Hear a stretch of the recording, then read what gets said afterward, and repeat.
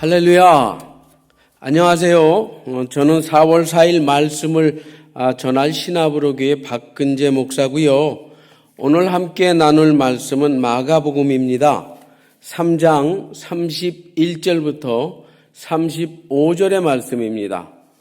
마가복음 3장 31절부터 35절의 말씀 제가 봉독해 올립니다. 그때에 예수의 어머니와 동생들이 와서 밖에 서서 사람을 보내어 예수를 부르니 무리가 예수를 둘러 앉았다가 여짜오되 보소서 당신의 어머니와 동생들과 누이들이 밖에서 찾나이다. 대답하시되 누가 내 어머니이며 동생들이냐 하시고 둘러 앉은 자들을 보시며 이르시되 내 어머니와 내 동생들을 보라. 누구든지 하나님의 뜻대로 행하는 자가 내 형제요 자매요 어머니이니라. 아멘. 자, 오늘 함께 나눌 말씀 외면함의 복이라는 제목으로 말씀을 나눌 텐데요. 우리가 사복음서를 보면 예수님께서는 공생의 사역을 하시면서 수많은 감정들을 표출하십니다. 울기도 하시고요. 화도 내시고요. 기뻐도 하십니다. 그런데 오늘 우리가 함께 읽은 본문 내용을 보면은 예수님께서는 아주 차갑고 냉정한 분으로 등장하고 있어요. 사실 오늘 우리가 함께 읽은 본문 이 앞의 내용을 보면 예수님의 어머니 마리아와 예수님의 동생들은요, 예수님께서 미쳤다는 소문을 듣고 찾아가요.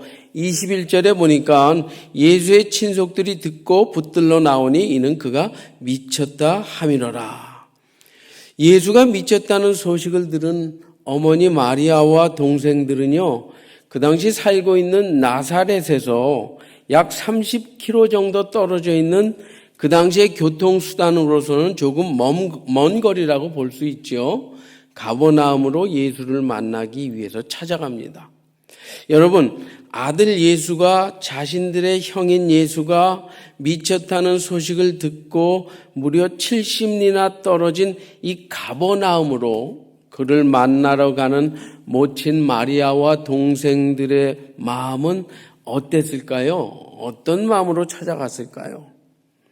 오늘 본문에 대해서 해설해 놓은 어떤 주석책을 보니까요, 예수님 가족들은 예수님께서 미쳤다는 소식을 사실로 받아들이지는 않았지만 이 가족의 체면과 명예를 유지하기 위해서 마지못해 찾아갔다고도 설명하고 있습니다. 그러나 그것이 설령 사실이라고 할지라도 말이에요, 그들의 마음 깊은 곳에는 태어나서 줄곧 함께 살았던 가족인 이 예수님에 대한 관심과 사랑이 분명히 있었을 것이라고 생각되어집니다. 더구나 이 본문에 붙들러 갔다는 말은 헬라어로 크라테사이라고 하는데 어떤 사람을 체포한다라는 의미를 갖고 있는 말이에요. 즉 다시 말하면 어머니와 동생들이 예수님을 찾아가는 상황이 어떤 상황이다? 아주 급박하고 긴장스러운 상황이라는 거예요. 그러니까 이들은요, 이 예수님에 대한 엄청난 염려를 안고 안타까운 마음을 갖고 그 먼 거리도 마다하지 않고 찾아갔다고 볼 수 있지요. 그런데 그런 사랑과 관심을 갖고 그런 염려와 안타까움을 갖고 먼 길도 마다하지 않고 찾아간 가족들에게 예수님께서 뭐라고 말씀하세요? 33절 보니까 대답하시되 누가 내 모친이며 동생들이냐 하시고.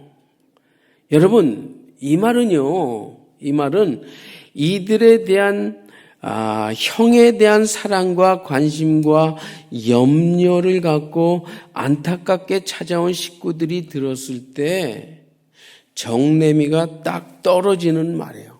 아주 얄미운 반응입니다.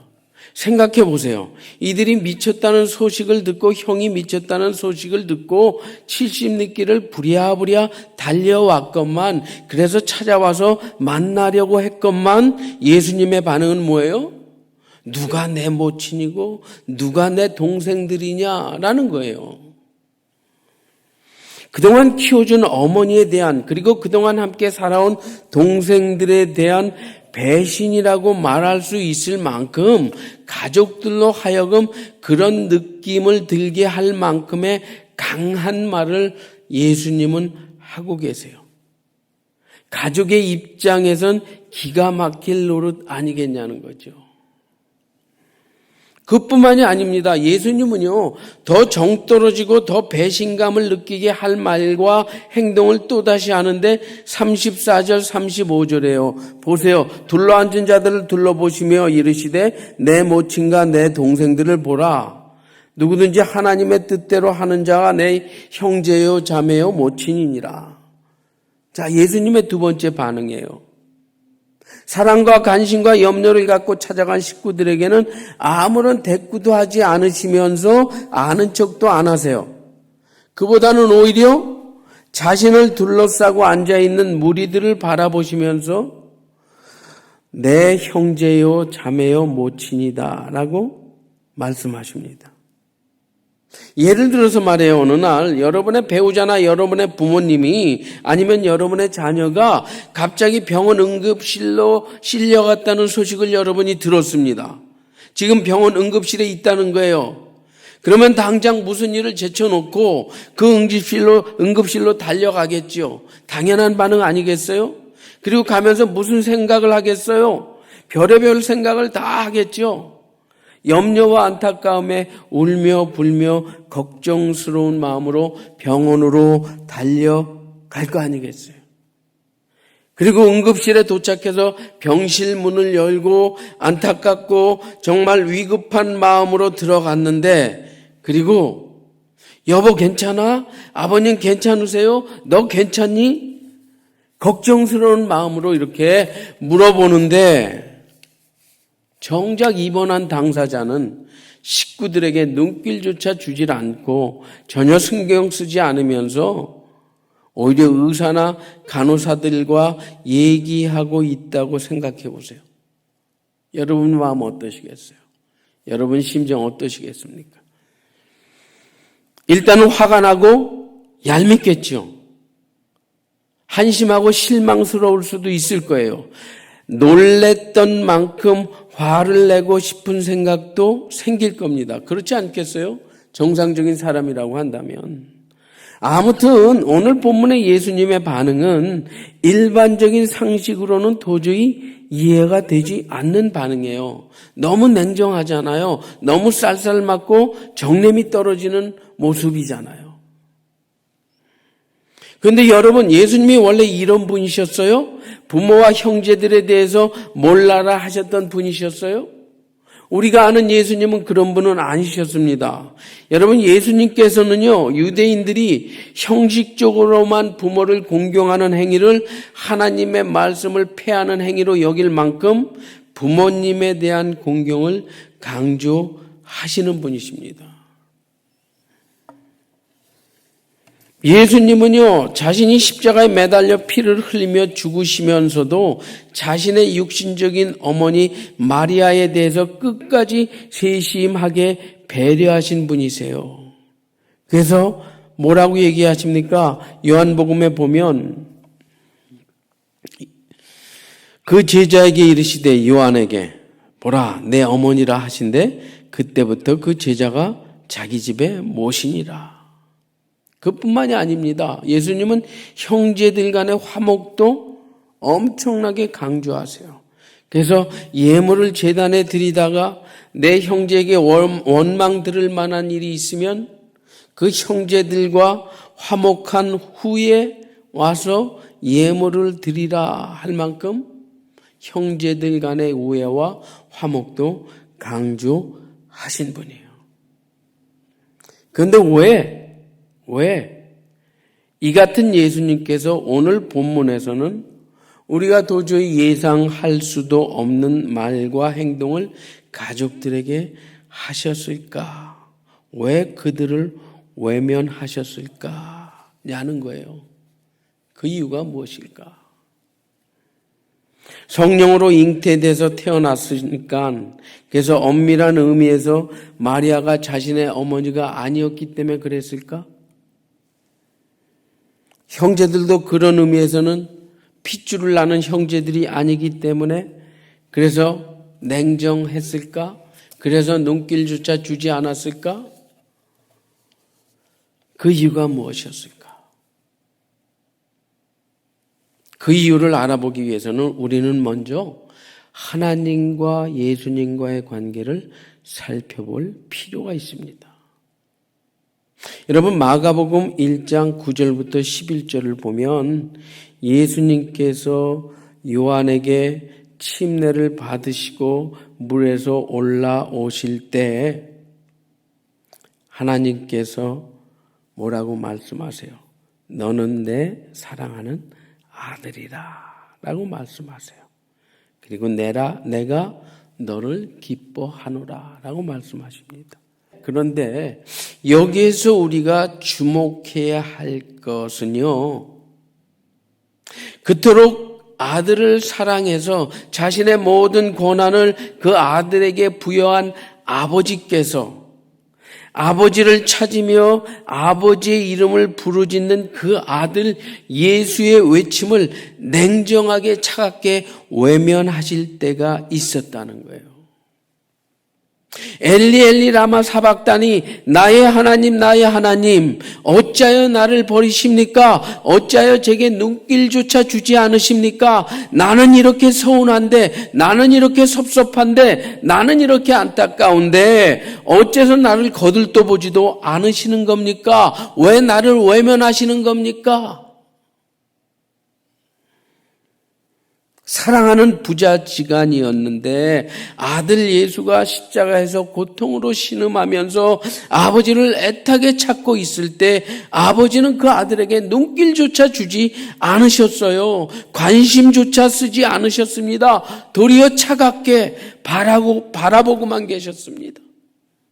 냉담하게 외면하셨어요. 예수님의 그 간절한 외침 속에서도 말이에요. 여러분, 왜 그러셨을까요? 왜 아버지 하나님은 그토록 사랑했던 아들 예수에게 냉정하셨을까요? 왜 외면하셨을까요? 자신의 아들 예수를 죽게 해서 우리들을 향한, 저와 여러분 우리들을 향한 하나님의 사랑을 확증하시기 위해서였다는 거예요. 자신의 아들 예수의 죽음으로 말미암아 우리들로 하여금 하나님 아버지와 더욱 화목하게 하기 위해서, 구원을 얻게 하기 위해서 그러셨다는 거예요. 다시 말하면 창조주 하나님께서는요, 온 인류의 구원을 위해서, 그래서 그 인류가 다시금 창조주 하나님의 아들이 되어서 건강한 관계로 이어지기만 한다면, 이어질 수만 있다면 아들 예수를 향한 잠깐 동안의 냉정함과 외면함은 기꺼이 감사할 수밖에 없으셨다는 거예요. 그것이 이유라는 겁니다. 따라오시죠, 여러분. 자, 그러면 이번에는 본문으로 다시 돌아와서, 그렇다면 예수님은 왜 자신이 30여 년 동안 사랑했던 모친과 형제들을 외면하셨을까? 왜 몰라라 하셨을까? 그 이유는 오늘 본문 35절이지요. 35절. 누구든지 하나님의 뜻대로 하는 자가 다 나의 형제고 나의 자매고 나의 모친이라는 거예요. 여러분, 예수님의 이 말씀은요, 혈육의 모친과 형제가 중요한 것이 아니라는 말이에요. 이 말씀은요, 설령 혈육이 아니더라도 어려서부터 같이 자라면서 살지 않았더라도 어느 누구든 하나님 뜻대로 하는 자면 다 예수님의 형제고 자매고 어머니라는 말이에요. 누구의 뜻대로 하면? 하나님의 뜻대로 하면. 그러면 하나님의 뜻대로 하는 자가 누군데? 요한복음 6장 29절을 보니까 하나님이 보내신 자를 믿는 것이 하나님의 일, 즉 하나님의 뜻이라고 기록되어 있어요. 따라서 하나님의 뜻대로 하는 자는요, 하나님께서 보내신 예수님을 믿는 사람들을 말씀하고 있다는 것을 우리는 알 수 있습니다. 그러니까 보세요, 여러분. 자신의 만드신 만물을 맡기실 정도로 사랑하는 아들에게 하나님께서 냉정함을 보이신 이유가 온 인류를 구원하기 위해서였다면, 어려서부터 자신의 부모와 형제들을 사랑하던 예수님이 그 어머니와 가족들에게 눈길조차 주지 않고 냉정하게 말씀하신 이유는 무엇 때문이라는 거예요? 그것은요, 핏줄과 혈연 관계로 이어지는 육적인 관계보다는 믿음의 신앙으로 이어지는 영적인 관계가 훨씬 더 중요하고 필요하다는 사실을 강조하기 위해서였다는 거죠. 그래서 마음이 썩 내키지 않으셨지만, 마음은 아프셨지만, 그럼에도 불구하고 이 인간적인 혈육의 중요성보다는 하나님 안에서 이루어지는 영적인 관계가 더 중요하다는 사실을 깨닫게 하기 위해서 외면하셨다는 겁니다. 그러니까 결국 아버지 하나님의 외면함과 예수님의 외면함의 초점, 그 핵심은 뭐라는 거예요? 영적 유익을 위해서 잠깐의 외면함은 필요한 것이라는 거죠. 그렇다면 오늘 본문을 통해서 우리가 깨달을 수 있는 교훈이 있다고 한다면 그것은 무엇일까? 그것은 여러분이 말이에요, 믿음대로 예수님을 따르려고 할 때 때로는 부모나 남편이나 아내나 자식이 그리고 친척들이 여러분을 이해하지 못하고 대적하고 있다고 한다면, 그래서 그 식구들로 인하여 영적인 생활이, 영적인 신앙이 방해를 받고 있다면, 그 당시에는 미안하고 가슴 아프더라도, 그 당시에는 냉정하고 쌀쌀한 것 같더라도, 때로는 과감하게 오늘 본문의 예수님처럼 단호하게 외면할 필요가 있다는 겁니다. 그래서 그들의 육신적인 안일함과 편안함이 영적인 깨달음과 유익함으로 전환될 수 있도록 동기를 부여해 줄 필요가 있다는 거예요. 그것이 정말 진심으로 그들을 도와주는 길이라는 거예요. 여러분, 무작정 받아주는, 무턱대고 이해만 해주는 이 분별 없는 사랑은요, 결코 진실된 사랑이 아니기 때문에 그렇고요. 이 분별 없는 사랑은요, 오히려 그들을 죄악의 길로 인도하는 사랑으로 위장된 저주일 수도 있기 때문에 그렇습니다.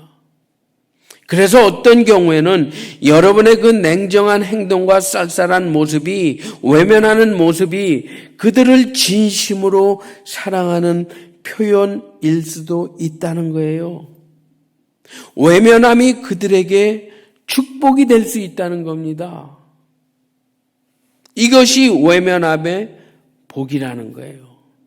이것이 외면하는 복이라는 겁니다. 사랑하는 여러분, 이 말씀, 오늘 말씀 우리가 마음에 기억하고 이 사순절기에 여러분 주위에 복음을 들어야 할 자들, 또한 구원을 받아야 할 자들, 신앙생활을 하면서도 제대로 하지 못하는 분들이 있다고 한다면, 때로는 오늘 본문의 예수님처럼 외면하시고 냉정하게 쌀쌀하게 그것이 하나님을 통한 우리가 받은 사랑을 전달할 수 있는 하나의 방법일 수도 있습니다. 외면함의 복을 통해서 더 많은 구원받은 자들이 늘어나기를 이 시간 간절히 소원합니다. 기도합니다. 하나님의 은혜 가운데 선포한 말씀 하나님의 백성들의 삶에 적용되게 하시고 사용되게 하시고 활용되게 하옵소서. 우리 구주 예수 그리스도의 이름으로 간절히 기도하옵나이다. 아멘.